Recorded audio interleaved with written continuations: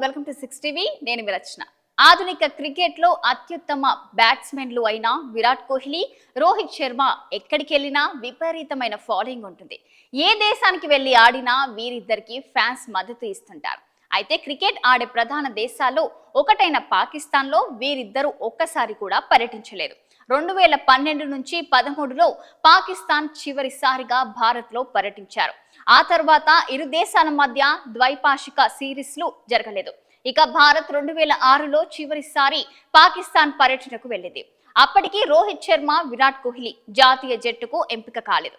దీంతో వీరిద్దరు స్టార్ క్రికెటర్లు ఇప్పటి వరకు ఒక్కసారి కూడా పాకిస్తాన్ లో ఆడలేదు. ఇక ఛాంపియన్ ట్రోఫీ 2025కు పాకిస్తాన్ ఆతిథ్యం ఇవ్వనుండగా భారత జట్టు పాల్గొనడంపై ఇప్పటి వరకు ఎలాంటి స్పష్టత లేదు.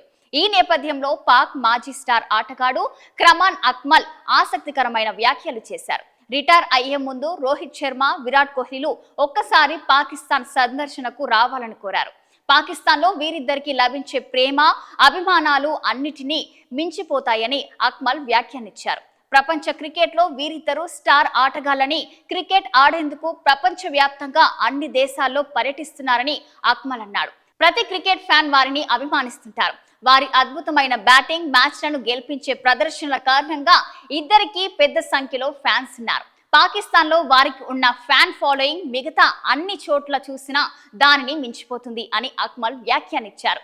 టైమ్స్ ఆఫ్ ఇండియాకు ఇచ్చిన ఇంటర్వ్యూలో ఈ వ్యాఖ్యలు చేశారు. ప్రపంచ వ్యాప్తంగా ఉన్న అభిమానులకి కోహ్లీ ఒక ఆదర్శవంతమైన క్రికెటర్ అని, పాకిస్తాన్ లో అతడికి అపూర్వమైన ఆదరణ లభిస్తుందని అక్మల్ పేర్కొన్నారు. ప్రపంచంలో చాలా మందికి విరాట్ కోహ్లీ రోల్ మోడల్. రోహిత్ శర్మ ప్రపంచ కప్ గెలిచిన జట్టు కెప్టెన్. జస్ప్రీత్ బుమ్రా ప్రస్తుతం ప్రపంచంలోనే అత్యుత్తమ పేసర్.